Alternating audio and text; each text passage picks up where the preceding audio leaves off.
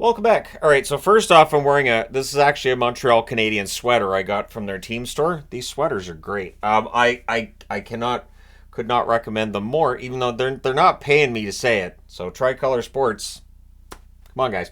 Anyways, I'm wearing Montreal, even though I'm profiling a defenseman today. So I'm trying to wear the jerseys, or in this case, sweaters, in order of draft. Outside of yesterday, where I wore the Calgary Flames for the Tidge Ginla video, because Tidge, it feels like, should be a Flame. I don't think it happens, to be honest, but we'll see. And I will be doing a mock draft before the draft gets rolling. I'd say about a week before the draft. Once I've done some more of these profile videos, and then I can go through and say, all right, now it's possible Montreal passes on Sam Dickinson. It's also possible they take him. Now, he is a defenseman, so that's one thing to keep in mind, but he also has all the tools to be an excellent top two defenseman in the National Hockey League. And so passing on him could end up being a mistake. Defenseman, it's interesting because we've seen with Ottawa, with their rebuild, some of their first-round defensemen have panned out pretty darn well. Sanderson comes to mind. And then there's Bernard Docker, Thompson, who haven't quite worked out. You know that not every prospect that you draft is going to necessarily work out the way you want it to. So I don't think there's a problem. Plus, teams are always looking for defensemen. So if in the event that they draft a defenseman in the first round, they're like, well, we've got too many, teams will make a phone call and say, hey, what do you want for those defensemen? You might get a pretty decent package of prospective players or maybe more draft picks, right? So Sam Dickinson, 190 centimeters tall, 6'3". That's one of the things to keep an eye on here. He's a mobile defenseman that's over 6 feet tall. All 32 teams like those. 88 kilograms or 194 pounds. So NHL projectable size. Not a physical defender, but a good offensive defender. And he's playing for the London Knights. They're in the Memorial Cup final tomorrow against Saginaw. So last year in London, 62 games, 9 goals, 14 assists, 23 points. Solid numbers. And then in his draft year, he blows up. And that's what you want to do in your draft year, is just have your numbers go through the roof. 68 games played, 18 goals, 52 assists, 70 points. So almost 20 goals, more than a point per game in the CHL. Those are pretty good numbers. Now, he's seen as an excellent skater. Everything I looked at on him was talking about how great his skating is. Fantastic skater, very fast. And he's good in transition and fights his way through traffic. So I always talk about rush plays in the National Hockey League. They seem to be far more prominent now than they once were. And so he's good at that. He's good in transition. He's got excellent passing. The one area where it seems like there's some discussion about whether or not there's a weakness is some of the decision making and how well he sees the ice. One report I saw said he sees the ice very well, and then there was another report that said his vision of the ice is a little bit, in work.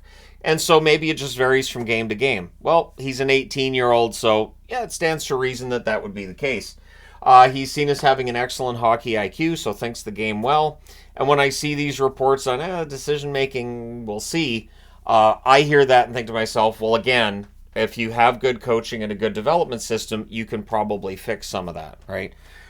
You can see him make a bad decision in a game at the AHL level and pull him aside and go, okay, here's what you did, here's what we want you to do.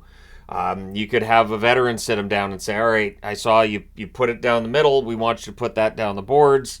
And systems help too. And Montreal definitely doing a good job of developing what could be a really fascinating team going forward. So again, that's why I'm wearing the Montreal sweater. I do refer to those as jerseys and these as sweaters because that's what they are. But anyways, the good decisions apparently outweigh the bad decisions. And again, that's one report that I saw was, well, he makes some bad decisions. But boy, when he makes the right decisions, they're great. He does get deployed in all situations. He's seen as being a power play defenseman at the National Hockey League level. You can have the debate about whether he's on the first unit or second unit. But there is some star level quality there and some expectation that his 5-on-5 play could be absolutely fantastic, again, at the NHL level. And he's seen as a potential top 2 defenseman in the National Hockey League.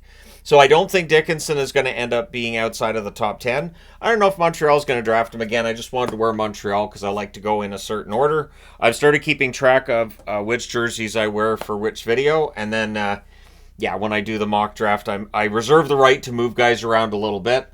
But I don't think Dickinson would be a bad pick for Montreal at 5. I think he could be a really solid one. Understanding that they've got Reinbacher already, but man, I mean, that's a stacked blue line that Montreal would be creating there. And what we've seen of the teams that are still playing hockey in the National Hockey League is we've got Florida, Edmonton, New York, and Dallas. Defense is really, really important. Having a top six, and not just the top two, but that full top six, and even having a seventh that can step in and not look out of place, really, really important. And so I do think that for Montreal, that could be a really good place for them to build, and this could be a really solid pick. But I would be interested to know your thoughts in the comment section below as always. Don't forget to hit like and subscribe if you haven't done so already. Don't be surprised when there's other defensemen over the next few videos either, because there are a lot of defensemen in this draft class. And each one has this unique quality about them that could make them a really interesting pick. And they could go in almost any order. So it is going to be a very interesting draft. Once we get past the number one pick, that's where all the intrigue begins, because it could very well be Lev Shanov that goes second overall. It could be Demidov who goes second overall. We'll see what happens. But where does Dickinson go? Let me know your thoughts in the comment section below. Hit like and subscribe if you haven't done so already. Thank you guys so much for all your support. I will talk to you again soon.